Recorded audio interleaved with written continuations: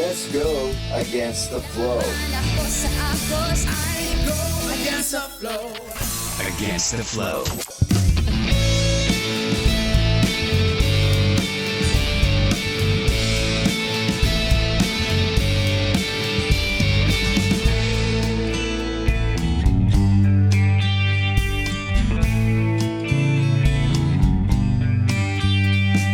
Bye! Kamusta ang buhay? Ayos pa ba?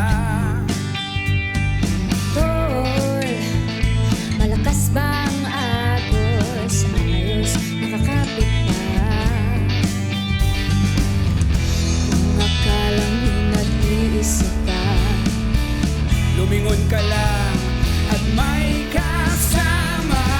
Kontrami sa ekutok yan agos. laban ako sa agos. I go against the flow.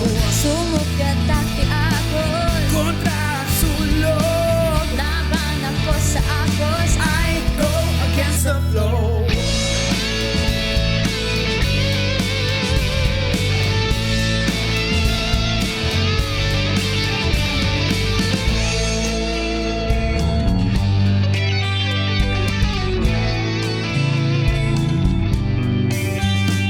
Bye!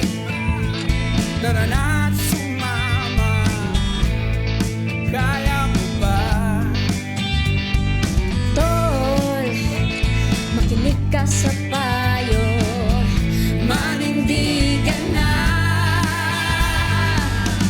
Kung akala mo'y nag-iisa ka, Lumingon ka lang at may kasama. Kontrami sa sulog. ekutok yan agos. Laban ako sa agos. I go against the flow. Sumugatake agos. Kontra sulog. Laban ako sa agos. I go against the flow.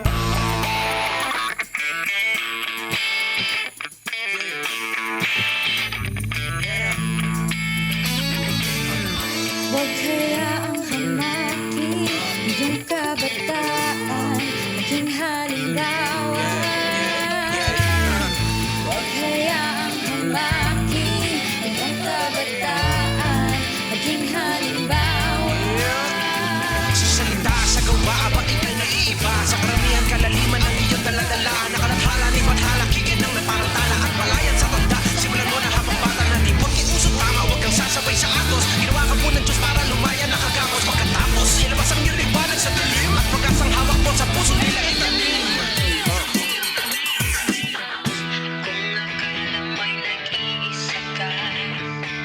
Lumingon ka lang at may kasama. Kontrami sa sug, ekutok yan agos. Laban ako sa agos. I go against the flow. Subok yatake agos. Kontra sulog. Laban ako sa agos. I go against the flow. Kontrami sa sug, ekutok yan agos. Laban ako sa agos. I go Against the flow, sumugatake agos. Kontra sulog. laban ako sa agos. I go against the flow. I go against the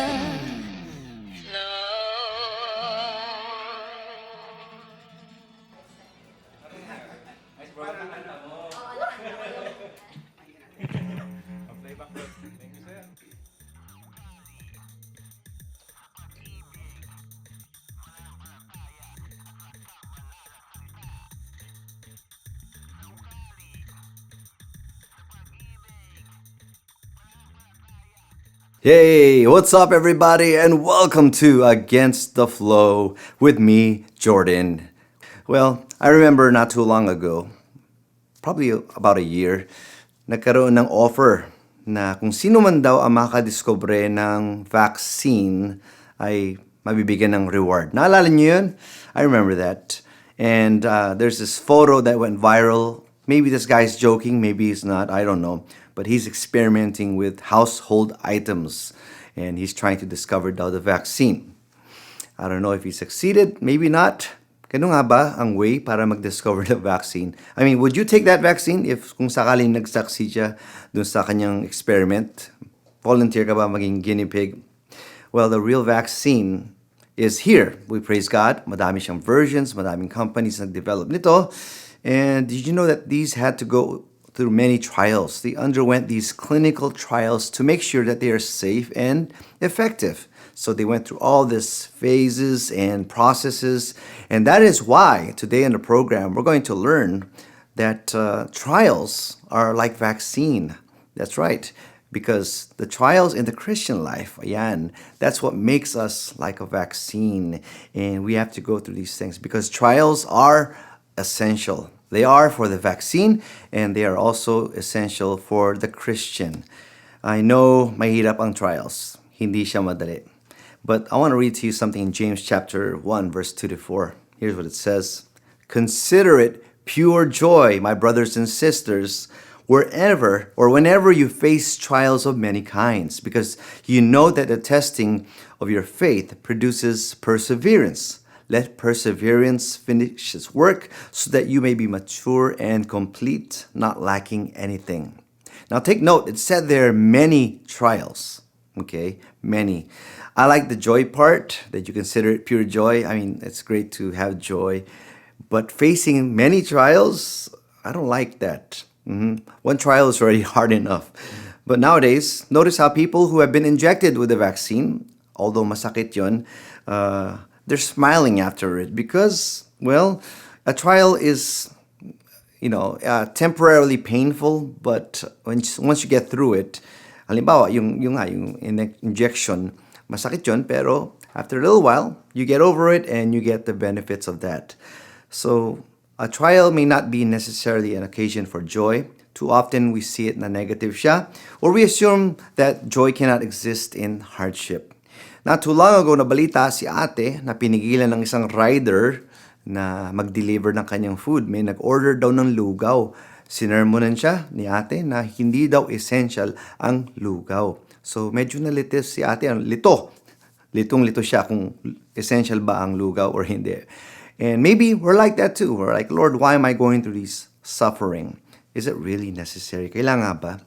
James, the author of the passage we read, isn't suggesting that we pursue trials or hardship or gawin natin on purpose. Kasi they come and naturally, whether you like it or not. And we don't have to pretend din naman na masaya tayo. I'm going through a testing, trial, I'm happy, see? No, trials are difficult and they're painful. Pero meron siyang purpose. They have the potential of producing something good in us. And for this reason, it's an opportunity for expressing joy. Knowing that there is a bigger picture ahead, we can consider these things to rejoice. Even though joy is contrary to our normal reaction, James urges us to work on changing our attitude toward troubles from a position that dreads it and instead have faith, trust, and even joy. Now, yung salitang count, pag sinabi niyang count it as joy, it's actually a financial term. When he says count it all joy, he encourages us to evaluate the way we look at trials. He calls the believers to develop a new improved attitude or look and consider these things as God's perspective or look at them through his perspective. And Jesus even gave us a little spoiler in John 16:33. Sabi niya, in this world, you will have many, many trials or troubles. But take heart because I have overcome the world. Siguro, you might be saying, I can live naman na walang mga problema. Hindi naman kailangan ng trials. Hindi essential yan. Kasi nabubuhay naman ng tao nang wala yan. Totoo yun. Maybe. But trials don't necessarily kill us either. So the first thing I'm going to tell you today is that trials develop perseverance. God intends the trials to test our faith and produce spiritual perseverance. Trials are like training challenges para sa isang athlete. They build the physical endurance and stamina. The athlete looks forward to the physical and mental challenges because of the benefits that follow. So kung ikaw, athlete ka, and you have a competition coming up, you know you can go into that competition with some confidence because you went through the trainings and exercises, and you know that you go in there stronger. If we were to walk through life on an easy street and never have to face yung mga hardship, yung Christian character daw natin would remain untested and undeveloped. So parang hilaw, kumbaga sa pagkain. And trials develop our spiritual muscles and make sure that it gives us the stamina and endurance to stay on the course or to stay faithful. Trials also include not falling into temptation, which also happens for the Christians. So we kailangan you look for the way out that God gives you, because the word says that if you are receiving or you are facing temptation, God always provides a way out. Now, there are also times that we feel hopeless, and because we feel like it's overwhelming, ayoko na, pagod na ako. Now, consider the hope experiment, okay? In 1950, sometime during that time, they did this experiment in Harvard with rats, where they put a rat inside water and they tried to see kung ganong katagal magsuswimming yung daga. You know, it only took 15 minutes bago lumubog yung daga, and it was tired. And then they did something different. After almost 15 minutes on the next trial, dun sa paglagay ng daga sa tubig, they took out the rat or the mouse just before it sunk. And you know, as a result, ang ginawa kasi nila, pag alis nila sa daga, they dried it, they fed it, and then they put it back. Guess what? When they put the mouse back in the water, do you know how long it lasted? Nagulat sila, hindi lang 15 minutes, but even up to 60 hours. That's right. You can look this up. I think somebody posted this on Facebook, and it's like a viral post or something. But you could also Google it just to make sure. But yeah, 60 hours. So the conclusion na they drew out of this is this, that rats believed that they would eventually be rescued, okay, after that first rescue, and they could push their bodies way past what they previously thought impossible. So if hope can cause these rats to swim for that long, imagine what it would do for us believers when we trust and believe in God.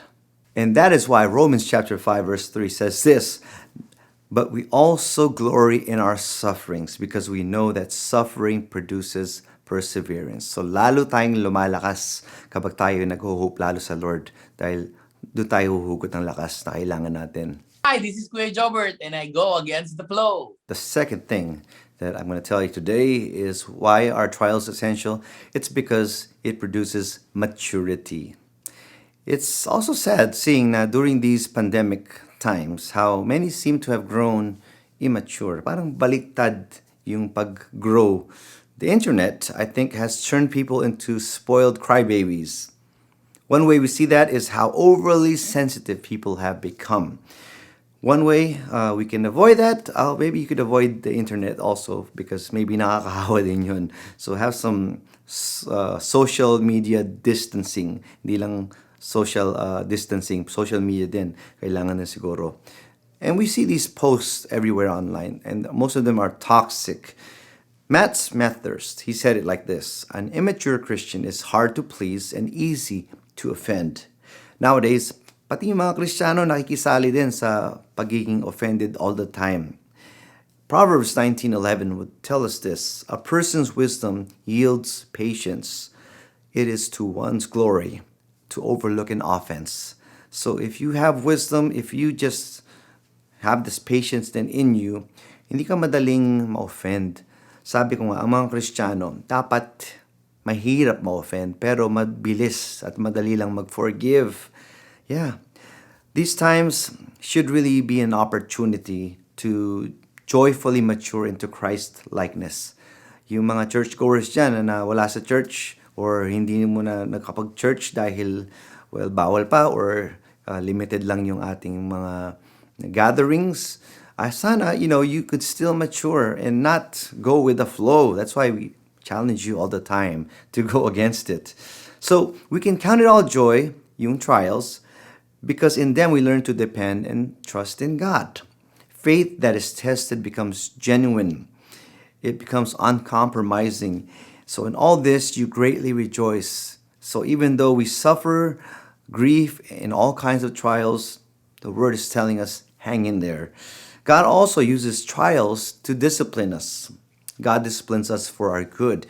The Bible says that God is like a loving father who loves yung kanyang anak enough to discipline them. Otherwise, hahayaan lang niya maging spoiled brat yun.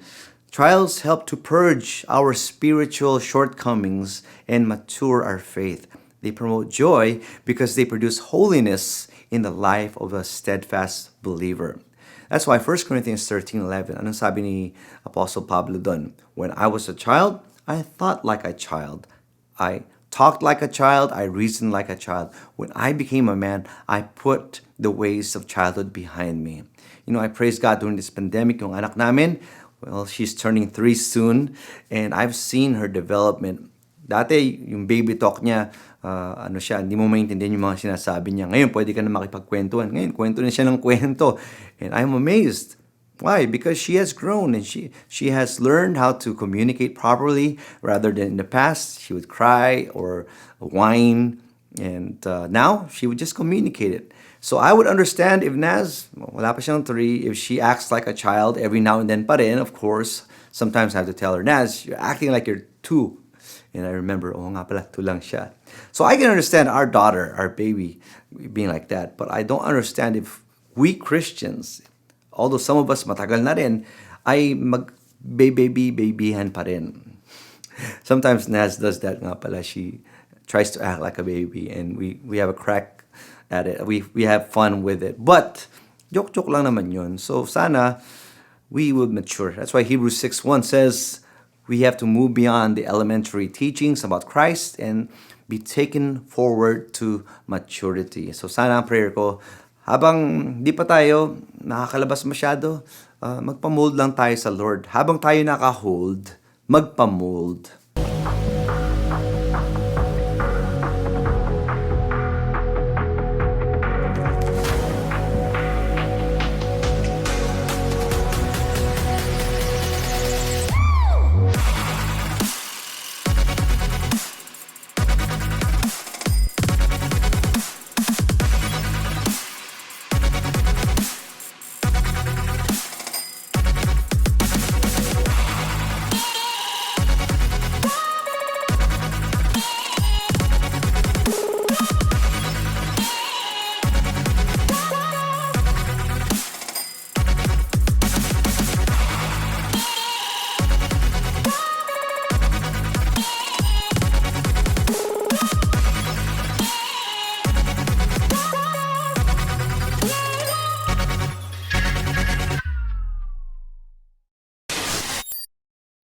Third thing we got for you is because of completeness. It helps us to become more complete.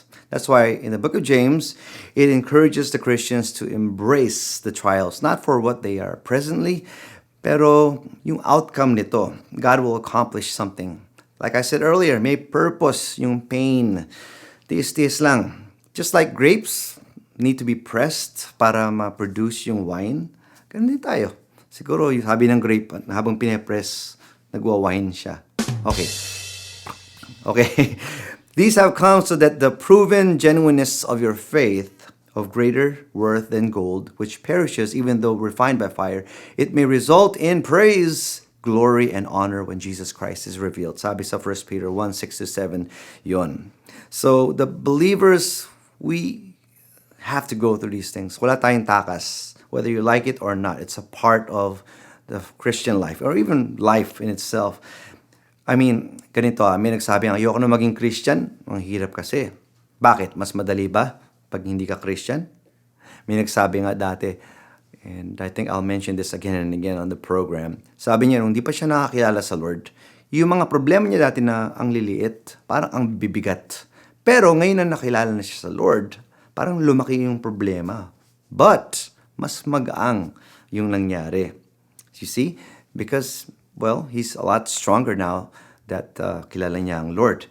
So, perfect, it says you become more perfect here. It speaks of maturity or spiritual development. Christians who face trials with a joyful outlook, trusting God to accomplish His good purpose, will develop into a full spiritual, mature adult. Get it? They will be equipped with everything they need to overcome every trial that they encounter. So habang tinatamaan ka ng trials na to, in the future, there will be more trials. That's the bad news. But the good news is, mas malakas ka naman pag hinarap mo yung mga yun. And that is a good reason to rejoice. 2 Corinthians 4:17, for our light and momentary troubles are achieving for us an eternal glory that far outweighs them all. So our suffering will downsize in comparison to what God has in store for us believers. That's why Romans 8:18 says this, I consider that our present sufferings are not worth comparing with the glory that will be revealed in us. You are still listening to and watching Against the Flow, brought to you by the Church of the Nazarene and this station. Now, before we get going, I want to remind you to please like our Facebook page. It's Against the Flow Radio, and you could also follow us on Twitter at Against the Flows and email us at weareagainsttheflow@gmail.com. Against the Flow. During these times of pandemic, I want you to think about this. Consider that maybe God is setting us up to be like a vaccine that will help heal the world. Kasi yung vaccine, di ba, it undergoes this clinical trial, and we Christians, we're going through trials similarly. So let us be a successful experiment, not a failed one. Let us let God work in our lives as we go through these tough times. Philippians 1:6 talks about how he who created a good work in you, he will be faithful. He who began a good work in you, he will not stop in completing this. So, may nakita na kayong mga building na ang ganda-ganda, parang may malalim yung foundation. Ako, nakakita na ako ng gano'n. Sabi ko, ba't gano'n? Ang tagal naman tumayo ng building na to. Yung pala, inabandon na yung work. Wala nang budget. Pero si Lord, di naman mauubusan ng budget yun. So, if He invests in you, if you're going through trials, well, it means something good is going to rise. So if something good can happen after the clinical trials of the vaccine, something good can happen sa atin mga faithful Christians who go through these trials. We are blessed when we serve the purpose of the sufferings. I want to end by reading to you James chapter 1, verse 12. It says, blessed is the one who perseveres under trial, because having stood the test, that person will receive the crown of life that the Lord has promised to those who love Him. That's it for today. Thank you so much for joining us. I hope to see you guys again next time. My name is Jordan, reminding you, only dead fish swim with the current. So lahat tayo, let's go against the flow. Kontra mi sa sug, kutok yang agos. Laban ako sa agos. I go Against the flow, sumug at aking agos. kontra sumula.